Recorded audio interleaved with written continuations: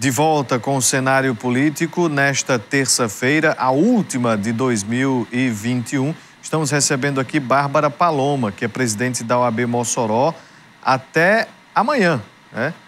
Porque amanhã ela já entrega ali o cargo à próxima presidência. Daqui a pouquinho dá detalhes sobre como vai acontecer a posse. E você de casa pode participar, continua aqui liberado para você entrar em contato através das redes sociais que aparecem aqui na tela, e o nosso WhatsApp do Sucesso é o 98802-8979. Você participa, manda a sua mensagem, já vi que tem algumas chegando aqui no nosso WhatsApp. Olha, tem um problema sério acontecendo no estado da Bahia, né? Muitas enchentes lá. E o presidente da Câmara dos Deputados, o Arthur Lira, disse que a casa vai discutir em 2022 a criação de um fundo permanente para combate a catástrofes naturais. Afirmou que a ajuda de 200 milhões de reais anunciada pelo governo federal por meio de medida provisória é importante para a atuação na situação lá da Bahia, mas que é paliativa.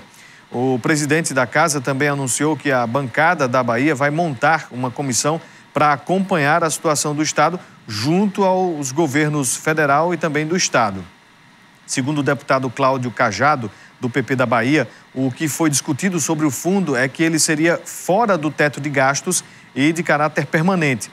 Entretanto, a discussão sobre a forma de arrecadação para a formação desse fundo e seu valor ficará para 2022. A Bahia vem sofrendo com fortes chuvas desde o início de novembro e diversas cidades estão em estado de calamidade pública. Desde então, o governador do estado, Rui Costa, autorizou tropas do Exército Brasileiro para resgate e realocação de pessoas desabrigadas pelas enchentes e inundações. No sábado passado, foi acertada a implantação de uma nova base de apoio em Ilhéus, no sul do estado. Equipes da PRF, a Polícia Rodoviária Federal, e das Forças Armadas integram a operação. Até o momento, há 18 mortos, cerca de 4.200 desabrigados e mais de 11.200 desalojados. É realmente algo que precisa ser discutido no país sobre este fundo. E aqui no estado do Rio Grande do Norte, o estado prepara a Operação Verão 2022 para ser lançada oficialmente no próximo dia 5 de janeiro, data em que será apresentada a logística de cada força de segurança empregada na iniciativa. Gestores estaduais, prefeitos de municípios litorâneos e representantes da sociedade civil estiveram reunidos nesta terça-feira no Centro de Convenções em Natal, a fim de discutir demandas e sugestões para o planejamento operacional estratégico da ação. O encontro contou com a participação da governadora Fátima Bezerra e foi presidido pelo vice-governador Antenor Roberto. Teve como principal objetivo as ações em segurança pública a serem realizadas pelo governo do estado, em parceria com as prefeituras dos municípios do litoral potiguar, no período de veraneio, momento em que ocorre o maior fluxo de norte-riograndenses e turistas nas praias aqui do Rio Grande do Norte. Pela forte incidência da atividade comercial neste período, representantes do trade turístico também apresentaram as suas demandas. A Operação Verão 2022 terá um reforço de 1.312 novos policiais militares que foram formados já neste ano. Ao todo, o estado possui mais de 400 quilômetros de faixa litorânea distribuídos em 24 cidades. Vamos trazer em breve aqui representantes da segurança do estado, possivelmente também o vice-governador, para falar mais sobre a Operação Verão aqui no nosso cenário político. Vamos voltar aqui a nossa conversa com Bárbara Paloma, presidente da OAB Mossoró.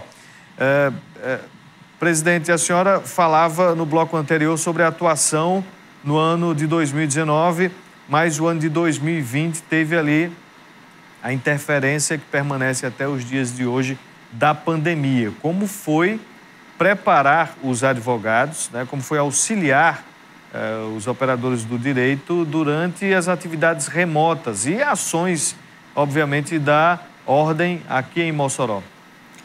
Foi um grande desafio, Vanúvio, porque fomos pegos de surpresa, né, a princípio, com essa pandemia. Falava-se nessa pandemia, mas parecia um pouco distante de chegar até aqui. De repente chegou E eu me recordo muito bem da data, eu acho que logo após o dia 16 de março foi quando veio o primeiro decreto, né, e que inclusive determinou o fechamento, né, de vários estabelecimentos, do comércio.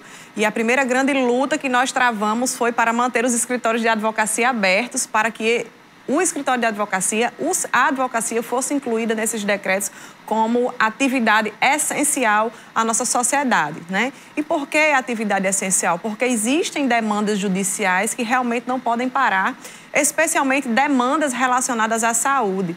Nós temos dados que, com o advento da pandemia, a judicialização da saúde, ela cresceu em torno de 1.600%, né? E esse trabalho, ele é realizado através da advocacia, que o advogado é exatamente aquele que está representando a sociedade, o jurisdicionado, aquele cidadão perante a justiça na busca dos seus direitos. Então, essa foi a primeira luta que nós travamos, né, para que tanto nos decretos a nível estadual como no decreto municipal pudéssemos permanecer com os nossos escritórios abertos e assim continuarmos a exercer o nosso trabalho. E outro grande enfrentamento que nós tivemos foi quando realmente a justiça paralisou as suas atividades.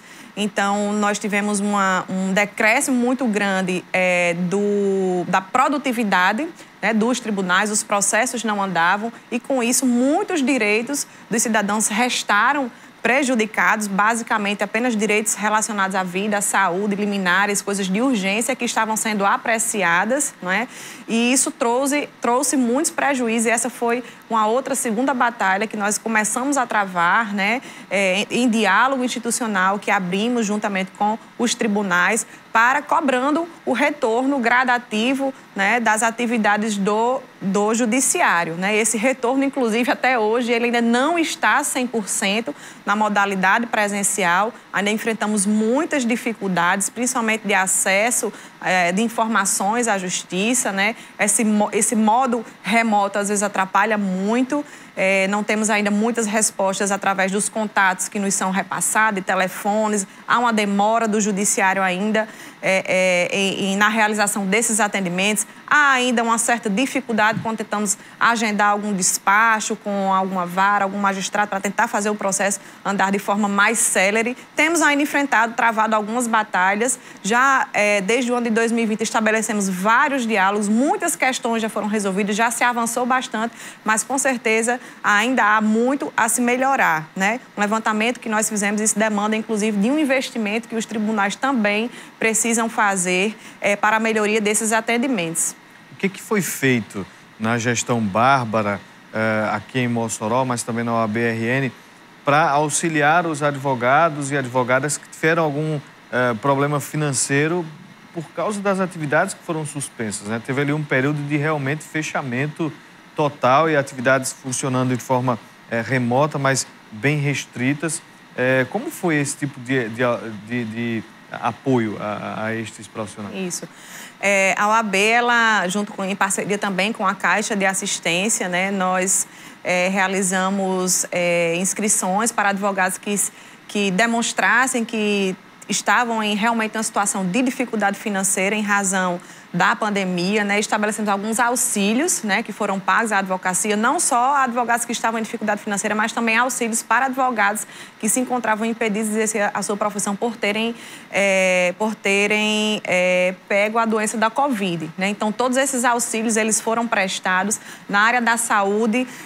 Nesse ano de 2021, inclusive, batemos o recorde de vacinação contra H1N1. Em 2019, tivemos já um avanço, vacinamos em torno de 100 advogados. Nos anos anteriores, a gente vacinava em torno de 50, 40, eram as doses que vinham. No ano de 2020, em torno de 300. E no ano de 2021, nós vacinamos 1.100 advogados. Né? Tudo isso em uma parceria que nós realizamos com a Caixa de Assistência e com a OAB Rio Grande do Norte. Para além disso, distribuímos álcools e máscaras para toda a advocacia, além da Comissão da Saúde também ter realizado um trabalho muito importante junto com o Executivo, tanto estadual como o Executivo municipal, na fiscalização da saúde a nível de estado e de município, a respeito de atendimentos em hospitais, de leitos de UTI, de leitos de enfermaria.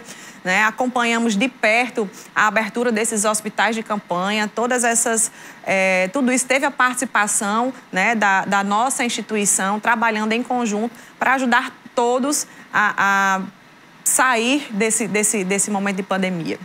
A gente escutou também muitas críticas quanto a esse atendimento do judiciário, o retorno, né, de algumas audiências presenciais. A gente ouviu também ali ataques às prerrogativas, né, dos advogados. E como foi já esta questão das prerrogativas, né, durante a pandemia? Olha, tivemos muitos problemas, Vonúvio, nessa área, porque com a paralisação das atividades do judiciário, obviamente que o atendimento à advocacia restou extremamente prejudicado, não somente nos tribunais, mas também nas penitenciárias, nas cadeias públicas. E nós realizamos um trabalho intenso de visitas, né, a esses locais, em diálogos que estabelecemos com os diretores destas unidades prisionais para a regularização do atendimento dos advogados aos seus clientes, né? Inclusive, judicializamos algumas questões, como, por exemplo, para regularizar o atendimento da penitenciária federal, em que no ano passado os advogados estavam tendo apenas em torno de 14 atendimentos mensais e através dessa ação da instituição nós conseguimos aumentar para 60 atendimentos mensais e além de outras questões, de outras dificuldades que sempre se colocavam para os advogados ingressarem nessas unidades prisionais, né, sobre sempre a alegação, o argumento de que o advogado poderia trazer pandemia, mas isso a gente sabe que não é verdade, porque o advogado ele não tem contato direto com o preso, os advogados eles falam diretamente através de parlatórios, né, tem vidro, tem interfone, então isso não é nenhum motivo para impedir que o advogado tenha acesso ao seu cliente, assim como também não deveria ser motivo para os advogados participarem de audiências, né? Nós estamos vivendo, Vonúvio, uma nova realidade e muita coisa que nós vivemos, o que a pandemia trouxe, a gente não tem como recuar mais. Então, todos nós precisamos nos readequar e nos readaptar a essa situação. Então, os tribunais, eles também têm que ter essa consciência de que eles terão que investir para que nós passemos a trabalhar diante destas novas realidades. Então, não podemos mais, né, o judiciário não aguenta mais, muito menos o jurisdicionado, né, que seus processos se arrastem aí por muito mais tempo, porque determinadas varas ou determinadas unidades jurisdicionais não querem realizar audiências na modalidade presencial. E a gente sabe muito bem que nem todo mundo tem acesso à internet. A Justiça do Trabalho hoje, por exemplo, sofre muito com essa questão da virtualização das audiências. Como é que você pode exigir que um trabalhador que mal tem condição de sustentar, de comprar comida para a sua casa, que ele tenha que pagar uma internet para fazer uma audiência de um processo para receber um direito dele que não foi pago. Então, a Justiça ela precisa estar sensível e atenta a isso e precisa realizar investimentos para que ela funcione de acordo com essas novas realidades. A gente vai fazer mais um intervalo comercial e daqui a pouquinho a gente volta a nossa conversa aqui com Bárbara Paloma, presidente da OAB Mossoró.